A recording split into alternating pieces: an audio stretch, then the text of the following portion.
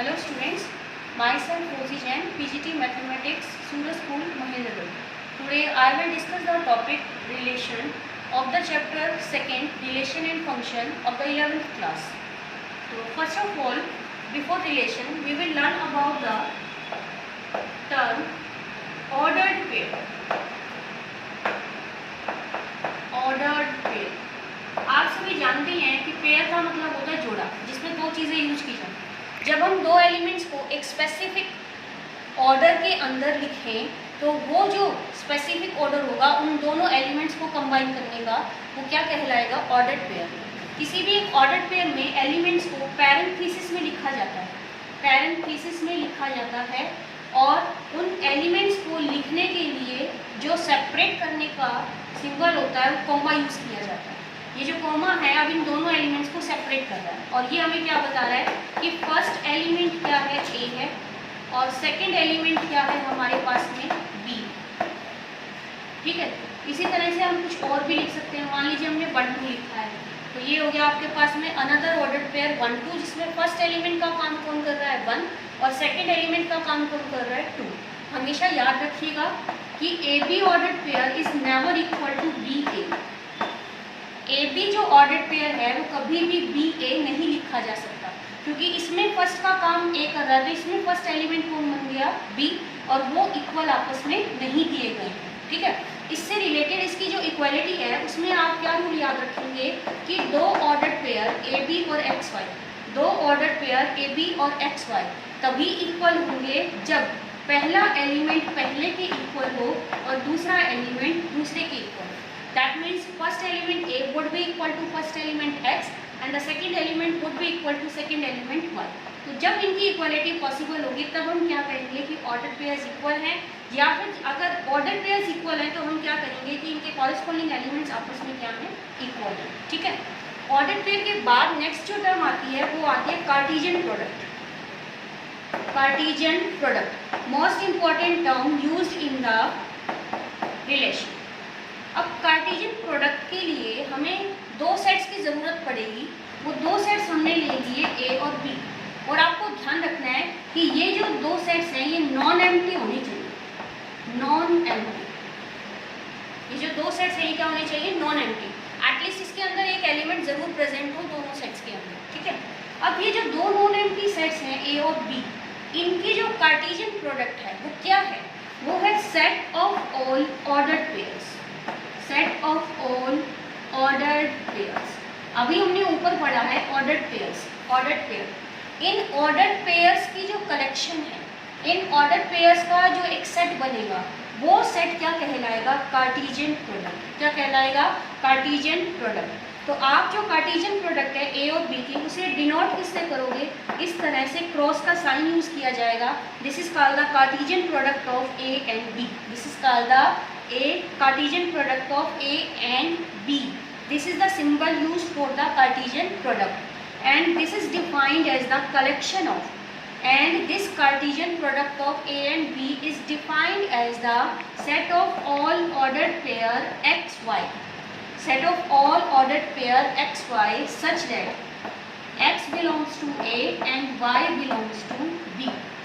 हमेशा Cartesian product लिखते वक्त ये ध्यान दिया जाता है बेटा कि फर्स्ट एलिमेंट जो है वो फर्स्ट सेट से होगा और जो सेकंड एलिमेंट है वो सेकंड सेट से होगा।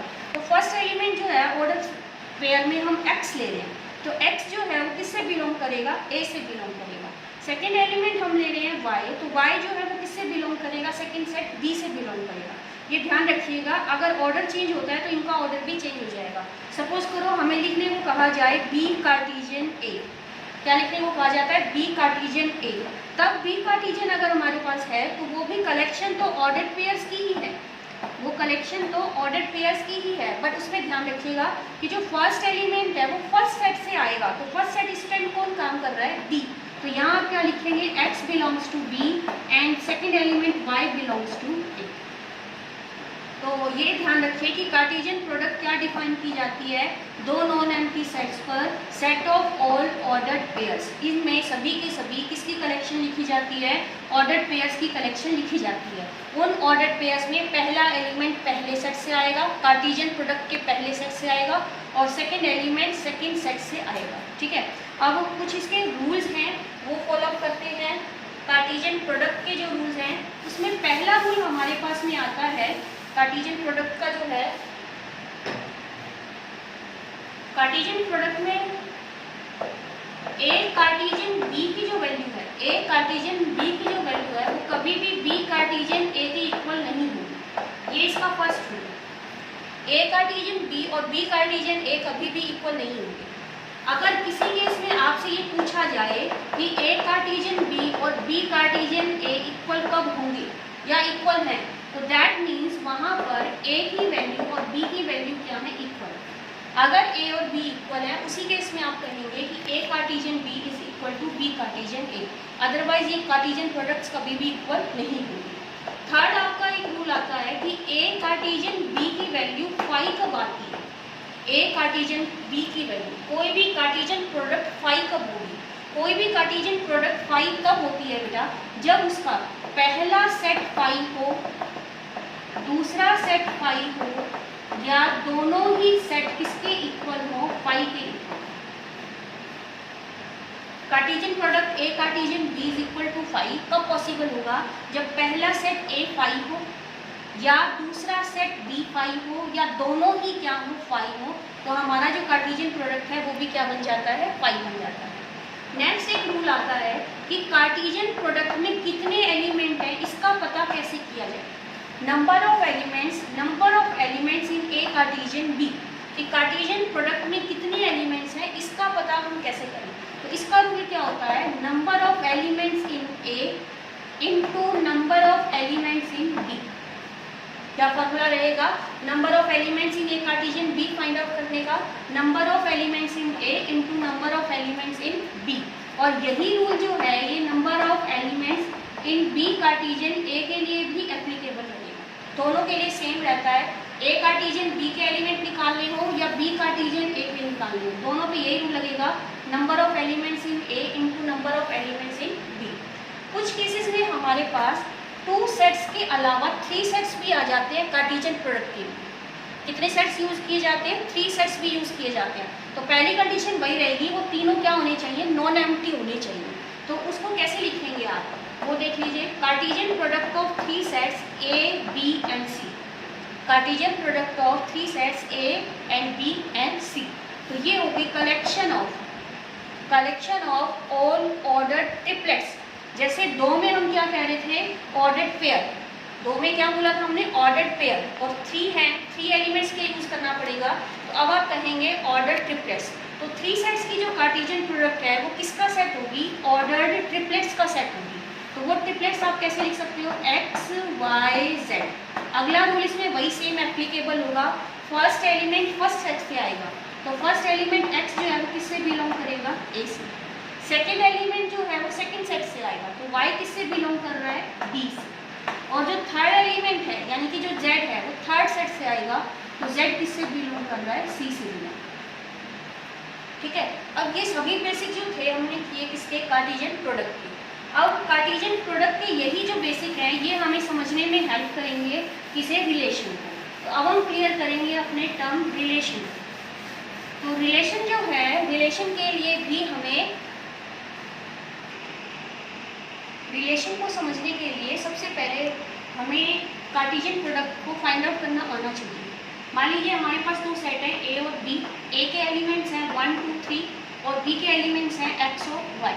तो हम ए कार्टेशियन बी लिखेंगे। ए कार्टेशियन बी लिखेंगे तो यानी कि हमें उसमें क्या लिखने हैं? सभी के सभी ऑर्डर्ड पेयर्स।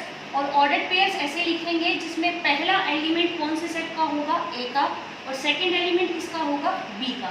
तो अब देखिए ए में पहला एलिमेंट 1 है, तो वो जो एलिमेंट 1 है उसे बी के दोनों एलिमेंट्स के साथ अटैच कर लिखेंगे ऑर्डर्ड पेयर में। तो क्या बन जाएगा बेटा? 1x 1y, 1x 1y। फिर नेक्स्ट टर्म किसकी आएगी? 2 की आएगी। इसी तरह से हम 2 को रिलेट करके लिखेंगे तो ये बन जाएगा 2x 2y, 2x 2y। उसके बाद नेक्स्ट टर्म होगी 3 की, जो ए का ही एलिमेंट है, 3x 3y। इस तरह से लिखेंगे हम ए कार्टेशियन बी। ठीक है, अब आपके पास कुछ सेट्स दिए गए हैं जिनका नाम है R1, R2 और R3। हमें इन तीनों के बारे में बताना है कि ये तीनों जो हैं ए से बी पर रिलेशन हैं या नहीं है। ए से बी पर क्यों कहा जा रहा है? क्योंकि हम किस कार्टेशियन प्रोडक्ट का यूज कर रहे हैं? ए कार्टेशियन बी का। That means A to B.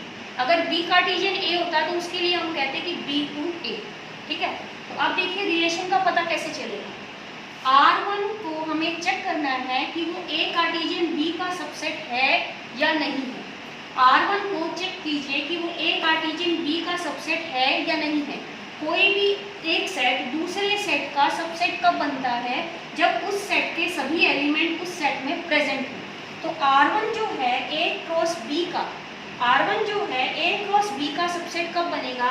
जब R1 के सभी एलिमेंट किस में होने चाहिए? ए क्रॉस बी में। तो हम चेक करते हैं 1x, 2x एंड 3x। इसमें जो 3 एलिमेंट्स हैं वो तीनों के तीनों जो एलिमेंट्स हैं वो ए क्रॉस बी के अंदर प्रेजेंट है। यानी कि आपका जो R1 है वो सबसेट है किसका? ए कार्टेशियन बी। R1 जो है this is the subset for the, this is the symbol for the subset. Also we call it contained in. तो R1 जो है वो ए कार्टेशियन बी का क्या बन गया? सबसेट बन गया। तब हम क्या कहेंगे कि R1 जो है वो एक रिलेशन है। R1 जो है एक रिलेशन है, कहाँ से कहाँ तक? A to B।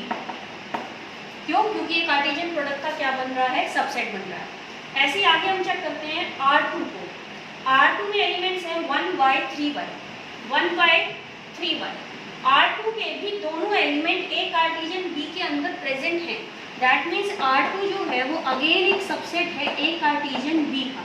अगर वो ए कार्टेशियन बी का सबसेट है तो R2 भी किसका काम करेगा? रिलेशन का काम करेगा।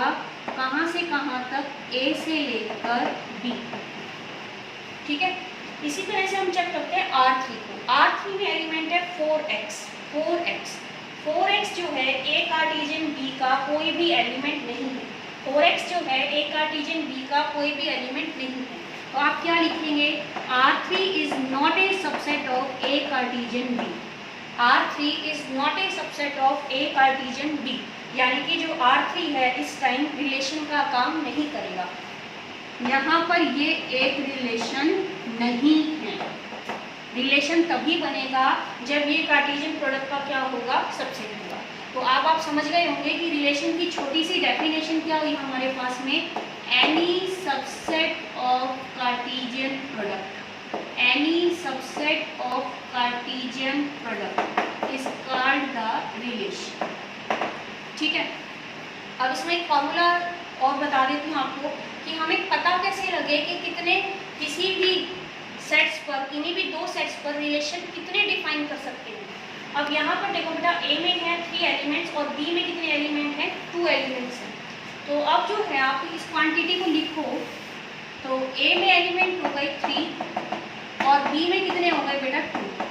तो n of A Cartesian B का भी हमने फॉर्मूला किया था, n of A into n of B. तो कितने एलिमेंट हो गए टोटल कार्टेशियन प्रोडक्ट में? 6 एलिमेंट हो गए। ठीक है, तो अब आपका फॉर्मूला क्या है? Number of relations find out करने का। नंबर ऑफ रिलेशंस की टोटल कितने रिलेशंस ऐसे डिफाइन किए जा सकते हैं? उसका फॉर्मूला है 2 raised to the power number of elements in A Cartesian B.